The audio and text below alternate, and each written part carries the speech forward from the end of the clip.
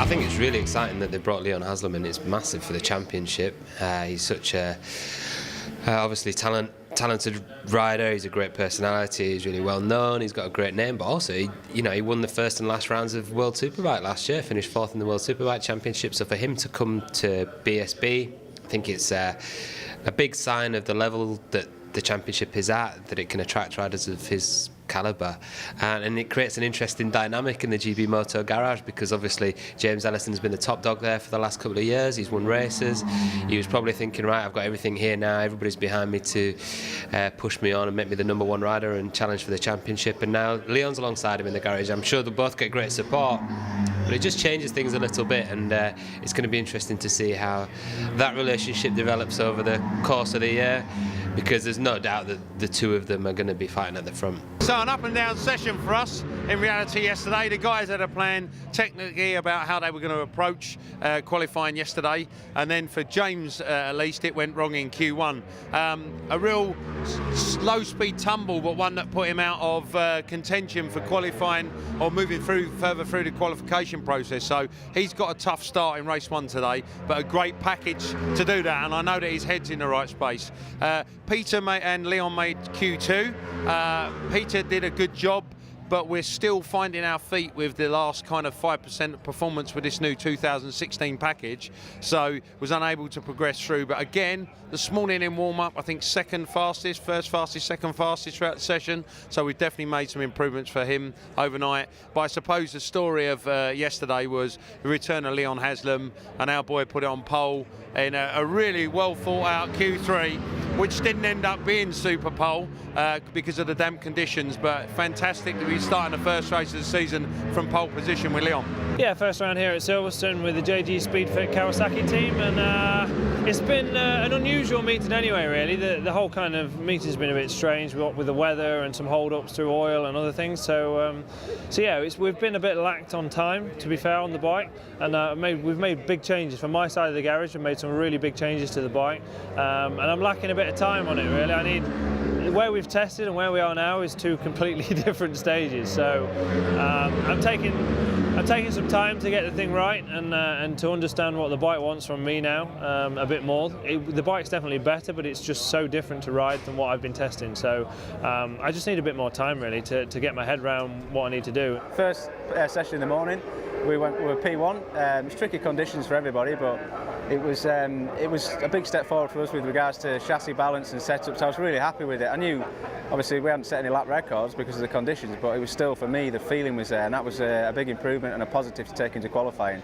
And then qualifying came round, as everyone could see watching. It was kind of hit and miss with the conditions. We covered all areas with slicks, intermediates and wets, so we had all the options. And we chose to go out with intermediates at the start because there was still a few sprinkles everywhere, and it was more of just to check the circuit out rather than going out on a brand new set of fairly warm slicks. We took the inters out there, and we got, I think it was the right decision. And then I could see some of the other guys were kind of coming through with the slicks on. I thought, right, it's about time to come in now, get some slicks on and go out and set a time. And just coming around the corner after Abbey, I think it was, or Farm, around the new section, a real fast 4th gear corner, and just tipped it in on an in-lap, and the front tyre just folded, and I don't know whether the intermediate had overheated or whether it was just the drops of rain that were sat on the circuit. And one thing, if anybody's watched the races yesterday, the Supersport class, you'll see the surface is horrendous with any amount of rain on there.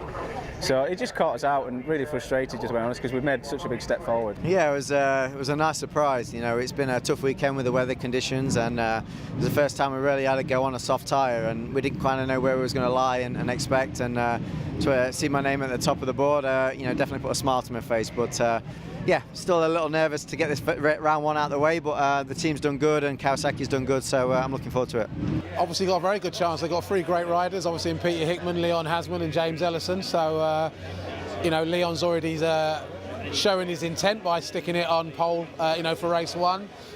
So yeah, I think they've got a good chance this year of doing what Mark has always wanted to do, which is lift that British Superbike title. So this year he's got as good a chance as any.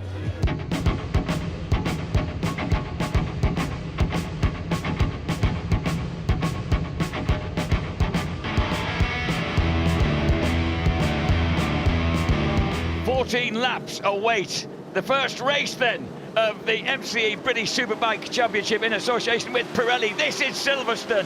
What a start from Jason O'Halloran. Leon Haslam not hanging around. Oh, two people arrow past him as they go in towards Maggots. Yes, Laverty, the other one, Michael Laverty, made a good start. Oh, there's James Ellison trying to cut his way through. He's just come up behind that distinctive blue and yellow Kawasaki, WD-40 Kawasaki of Jack Kennedy. Ooh, and a big moment there for Leon Haslam, James. That rocked him coming out of Aintree. Does he get the drive onto the straight? Leon Haslam still hanging on from the onslaught of Jason O'Halloran and number 67, Shaky Byrne. Oh, and Haslam's got punted. Something's wrong. Oh! Haslam's in trouble. Haslam's in trouble. This JG Speedfit Kawasaki has pulled off the track, and Leon Haslam, perhaps that's the reason he was going backwards. Perhaps there was something just a little upset on the bike. And of course, there's going to be dismay in that garage. Mark Smith, Halverson, and Ron Haslam and the guys will be wondering what's gone on there. Here's Hickman, Peter Hickman, who's the man who finished third in the first race last year here. You missed Shaky spearing underneath O'Halloran there.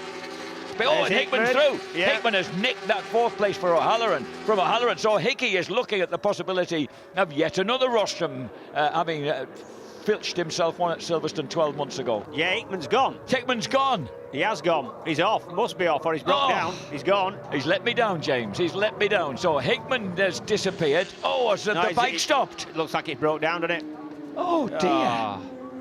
And Laverty takes his 9th PSP win. Second, Shaky Byrne. Third, Christian Hidden. Fourth, Mossy. Fifth, Linfoot, just from O'Halloran. And then it's Danny Buchan. Lee Jackson, what a ride in 8th. John Hopkins makes 9th ahead of Tommy Bridewell. Kianari 11th. Cooper Ellison jumps to 13th ahead of Irwin, and Jakob Smerts gets the final point. Yeah, not according to plan. It was all going really well, you know. I mean, I was really comfortable following everyone. Was much stronger than everyone in front, really, to be quite honest. I know the last lap that I did, I was 0.8 faster than anyone on circuit. So, you know, we got a really good balance with the bike. We made more changes again for the race, and it's definitely the right direction for me. And you know, I genuinely felt that I could have won that race right now, and it's quite good that we've obviously had some sort of technical problem that unfortunately put us out of the race.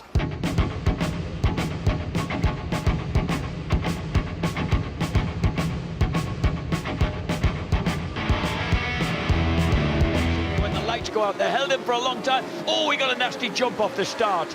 That may have given the advantage to Peter Hickman on the inside. And Peter Hickman, who finished third in the first race here last year, has grabbed the lead for JG Speedfit Kawasaki. And the Lincolnshireman was able to lap fast during the first race. Who says he won't be able to do it in the second one? Hickman, no, right there with him, just a bike length adrift. That's a beautiful shot as they go round the round Stowe Corner. Runs wide onto the curb. That doesn't help him. And Hickman is at the front as they attack the Wellington straight. Hickman's been quick there, though. Hickman through that little kink onto the Wellington has been quick. Oh, someone's gone straight Haslam, on. I think. Maybe Haslam. Haslam's disappeared.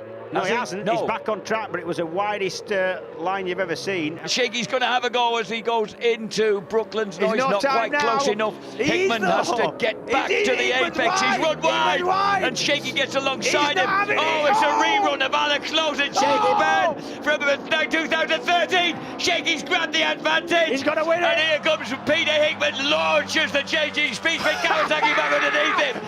Hickman going to take it. Who takes it? Hickman takes it. Did you by 900ths of a second. I'm a feeling ecstatic.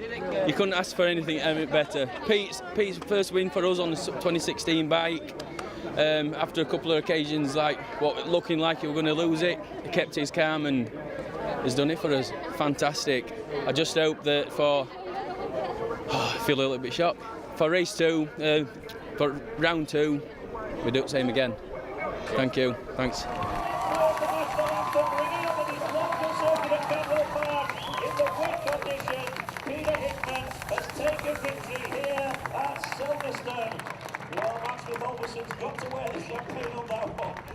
Really bad. Obviously started well with the pole. Race 1, I thought we had a comfortable pace to go to win it, and we had an issue with the engine, so changing engines made it difficult starting from 14th, but I got a really good start. But the second engine basically made the engine brake behave in a very strange way.